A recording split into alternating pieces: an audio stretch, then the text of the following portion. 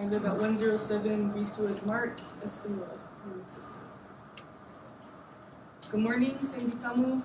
Beata with your respect, hearing examiner and Public Regulation Commission. We pray for women and children to be placed back at our center. Rooted in our strengths and spiritual identity, we stand today at Okapoke Oinge. Our oldest name still voiced and known, United States government named us a national sacrifice zone. Expendable peoples on our own homelands, where life-affirming vows are made with corn mother offerings. Living within environmental and scientific racism, we are not an extinct worldview, getting in the way of progress. Economic bribery has bought our leaders' hearts, at the cost of the well-being of their native brethren. We face continued conquest and colonization, genocidal acts of war under the cover of modern-day soul-wounding mineral extraction. Have you ever gazed into the shining of a piece of coal, honored its spirit with cornmeal and breath from strong lungs? Have you ever had to choose corn pollen instead of uranium?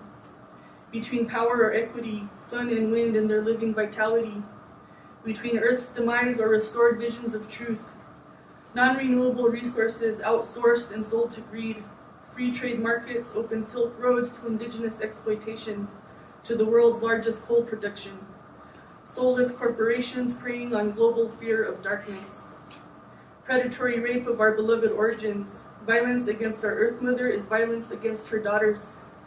Most vulnerable bodies put up for radioactive slaughter, defiling the spirit of water with contaminated existence, corrupting and stripping the lungs of our first ancestor, twisting the purpose of minerals as cleansers of global breath into one that destroys her children's ability to breathe.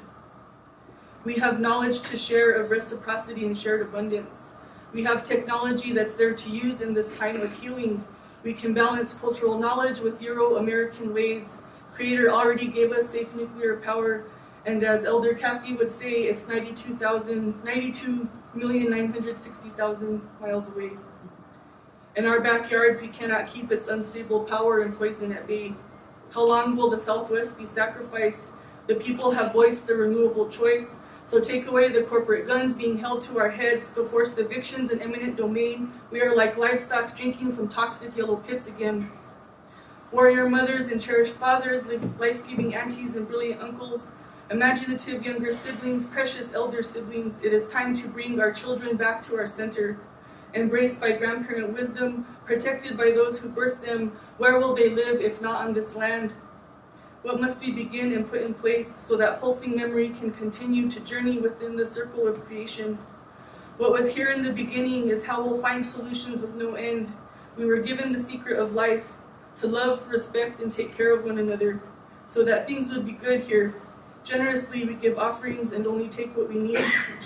We chose to leave certain minerals buried beneath Earth Mother's skin, where otherwise time would swallow us in just one of her heartbeats. Pure planetary breath of shared cleansing and healing, we ask that you come forth. It is time to remember our sacred promise. False solutions of coal and nuclear are not wanted. We have come full circle. It's time for new energy to flow. Time to rebury the greed and pit mine wounds. And let our homelands heal. Help restore balance and stop corrupt deals. Dismantle racist policies with economic justice. We have generations of job creation. Our problem is our solution. For creating life-affirming technologies. Look to our sky to heal the earth. Look to land and sea for shared abundance to cleanse our sky. Look to indigenous mothers as a standard of protection. Envision a holy fire ignited by our hope. Respected leaders, traverse the distance from head to heart and see your soul fullness as we make whole our collective soul wounding.